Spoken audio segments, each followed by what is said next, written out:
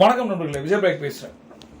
பணம் சம்பாதிப்பது அல்ல, சொத்து எப்படி சம்பாதிக்கிறது, வெல்த் எப்படி கிரியேட் பண்றது, அதற்கான வெல்த்தி மைண்ட் செட் எப்படி கொண்டு வருதுன்றத லாஸ்ட் வீடியோல பார்த்தோம். இப்போ என்ன பார்க்க போறோம்னா, நாம ஒரு விஷயத்தை டிசைட் பண்ணிட்டோம், ரைட்?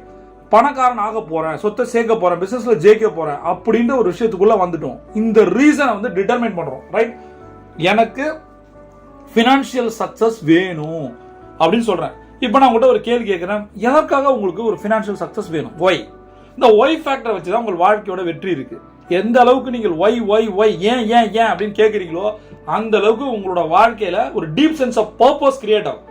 அது உங்களோட ரியல் மோட்டிவேஷனை டெவலப் பண்ணும், ரைட்? அது ஆட்டோமேட்டிக்கா சக்சஸா மாறும். அப்ப நீங்க டிட்டர்மைன் பண்ணிருக்கீங்களா உங்களோட லைஃபோட வேல்யூஸ் அப்படின்ற ஒரு கேள்வி நான் வைக்கிறேன், ரைட்? பணக்காரன் ஆகணும், சொத்து நிறைய சேர்க்கணும், பிசினஸ்ல ஜெயிக்கணும், ஒரு எம்பையரை கிரியேட் பண்ணணும், ரைட்? உங்களுடைய லைஃப் வேல்யூஸை நீங்க டிட்டர்மைன் பண்ணிருக்கீங்களா, ரைட்? இப்ப நிறைய கடன் இருக்கு, ஏன் வந்து கடன் வந்தது அப்படின்ற கேள்விக்கு பதில் என்ன? டஃப் ஆன்சர்ஸ் என்ன? கடன் ஏன் வந்தது, கடன் ஏன் வந்தது நம்ம என்னைக்காவது அனலைஸ் பண்ணிருக்கோமா? எப்படி கடன் அடைக்க போறோம்னு யோசிச்சிருக்கோம்? ஏன் கடன் வந்ததுன்னு யோசிச்சாதானே எப்படி கடன் அடைப்போன்ற விஷயத்துக்கு வர முடியும். சரி, பணம் சம்பாதிக்கணும், எப்படிலாம் சம்பாதிக்க போறோம், அதற்கான 5 விஷயம் என்ன? நிறைய பணம் சம்பாதிக்கல, ஏன், அதுக்கான 5 விஷயம் என்ன? பணம் நிறைய சம்பாதிக்கணும், என்னென்ன விஷயங்கள் பண்ணா நம்ம சம்பாதிக்க போறோம்? எனக்கு சேவிங்ஸ் என்னன்னு தெரியாது, இன்வெஸ்ட் பண்ணா என்னன்னே தெரியாது. எனக்கு தெரியும், ஆனா சேவிங்ஸோ இன்வெஸ்ட்மெண்ட்டோ என்கிட்ட கிடையாது. அப்ப சேவிங்ஸ் மெத்தடாலஜிஸ் என்ன? இந்த 5 விஷயத்தை நான் பண்ணா எனக்கு பணம் என்ன சேவிங்ஸ் ஆகும், இந்த 5 விஷயத்தை பண்ணா என்னுடைய பணம் இன்வெஸ்ட்மெண்டா போகும். பெஸ்ட் இன்வெஸ்ட்மெண்ட் எது, பெஸ்ட் சேவிங்ஸ் பிளான் எது?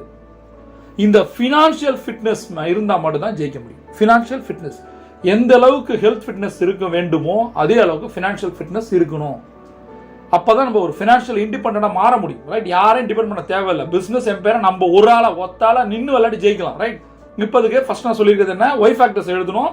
இது எல்லாமே ஓவராலா நான் சொன்ன எல்லா ஹோம்ஒர்க்கும் இப்போ பண்ணணும், ரைட்? இதை பண்ணும்போது ஒரு எக்ஸாக்ட் பிளான் கிடைக்கும். எது இப்போ நான் சொல்ற விஷயங்களை கேட்டுட்டு அடுத்த வீடியோவுக்கு எதுவுமே ஸ்க்ரோல் பண்ணவே கூடாது. இப்பயே உட்காந்து ஒரு ஹெட்செட் எடுத்து காதில் போட்டு 2-3 தடவை கேட்கணும்.